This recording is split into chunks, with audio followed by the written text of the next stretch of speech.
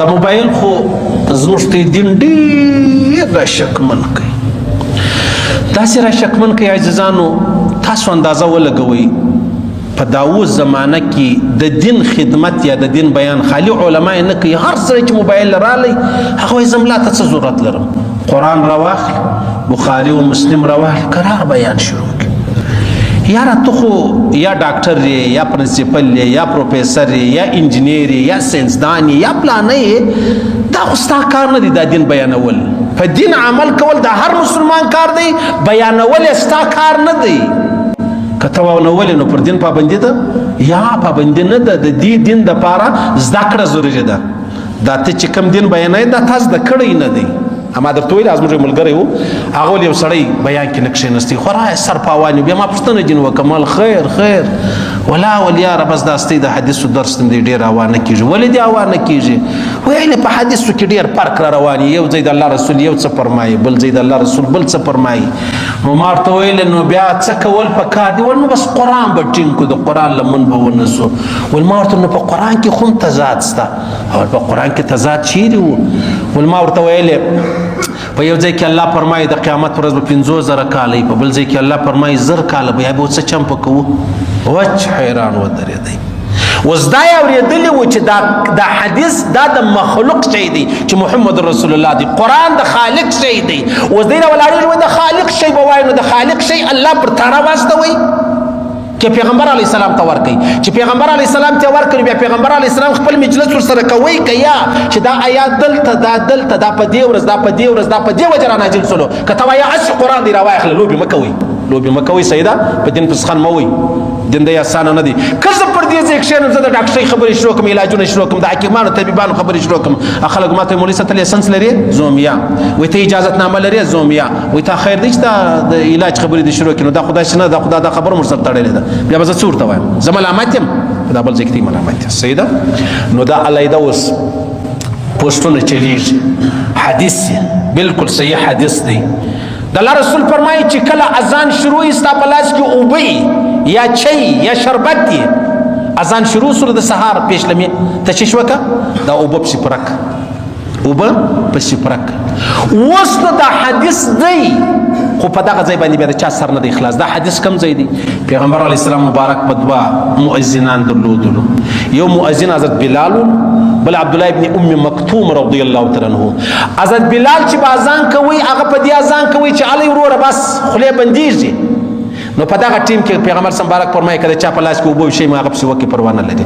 او پاته دا بل دویم اذان شو د عبدالله ابن ام مکتوم رضی الله تعالی عنہ، چې کله دا اذان سي دا نو سحر ټیم داخل سو، په دغه اذان کې به سړی خوراک نشي کولی.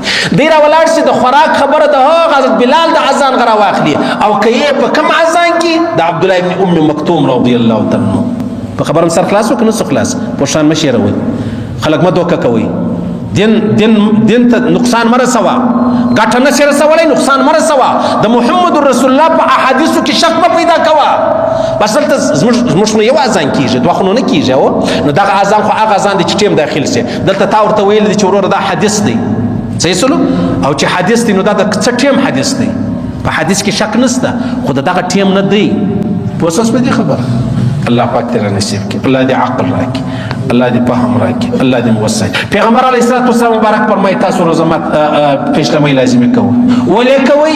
د الله رسول فرمایي په دا کې ډېر برکت الله یې ښی دی. د الله رسول فرمایي که نور څه وکړه نو څه کوه؟ یوه خرما وخوره، که خرما نه یو غړپ اوبه وکړه. د الله رسول فرمایي تاسو څه کوئ؟ پیشلمۍ کوئ. ولې کوئ؟ الله او د الله فرشتې رحمتونه وروي پر هغه چا باندې چې کوم څوک پیشلمۍ کوي. د الله رسول فرمایي تاسو پیشلمۍ لازمي کوئ. دا ستا د روژې دپاره ډېره اساني ده، ستا د روژې دپاره ډېره اساني ده. او بیا د الله رسول فرمایي یهودو نصارا چش نه کوي، پیشلمۍ نه کوي چې روژې نیسي. موږ پیشلمۍ کوو، زموږ دوی په مابین کې دا فرق دی. الله دې را نصیب کړي. پیشلمۍ سړی وکړي صحیح ده، که نور څه نه و نو یو ګیلاس اوبه وڅښه. صرف د پیغمبر علیه السلام مبارک طریقه به راشي. پیغمبر مبارک موږ ته فرمایلي دي به د هغه سنت به پر ځای سي. نوره خبره خو دا ده چې یا زه وږی یم که نه یم، تږی یم که نه یم. نو الله رب العزت دې موږ ته را نصیب کړي، داسې دې را نصیب کړي چې الله پاک به راضي سي. الله دې را نصیب کړي. دا بله خبره ده عزیزانو، د الله رسول فرمایي د روزاتي د پاره یو داسې دعا سته چې د وغواړي پر دغه ټیم باندې الله پاک د دعا چې د هغه رته نه الله یې قبلوي. پیغمبر علیه الصلاۃ والسلام مبارک فرمایي د روزه مات پر ټیم باندې الله پاک د روزاتي دعا چې د هغه قبلوي چې د دعا وکړي روزه مات پر ټیم باندې.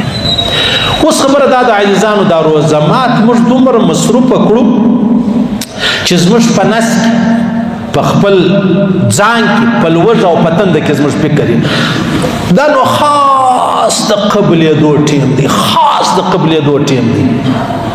او عجبه خبره دا ده دا ټیم د قبلېدو کم ځای دی. زموږ د دیوبند شیخ پخوانی سید احمد پالنپوري صاحب رحمه الله الله دې جنت عدن نصیب کړي هغه فرمایي وای دا د قبلېدو ځای عین هغه ځای دی چې دا ته روزه مات کوي. دا نه دی چې د روزه مات څخه مخکې ته دسترخوان هوار کوي بس ته ناست یې 10 منټه دعا کوي. هغه د افطاري ټیم چې کله رالی یا د روزه مات ټیم رالی بیا ته دعا ختمه کړي ته خپل خوراک شروع کړي یا ضروري نه ده چې خامخا ته دعا کوي تا د لاسونه پورته کړي. خاص د قبلېدو ټیم دا یاد دی. نو ته داسې کوه چې خورما دې خوله ته واچوله هم دعا کوه یا الله ما وبخښې یا الله ما ته عفو وکړي. ضروري نه ده چې په زوره وایه، ضروري نه ده چې لاسونه دې پورته کړي. صحیح سلو څه داسې خبرې چې هغه ضروري و لازمي نه وي خو زموږ د خوا موږ ضروري و لازمي بللي اوس موږ مسجد ته راننوځو کله چې موږ دعا کوله موږ کله لاسونه پورته کول بیا موږ د مسجد څخه وځو بیا موږ دعا کوو موږ کله لاسونه پورته کول.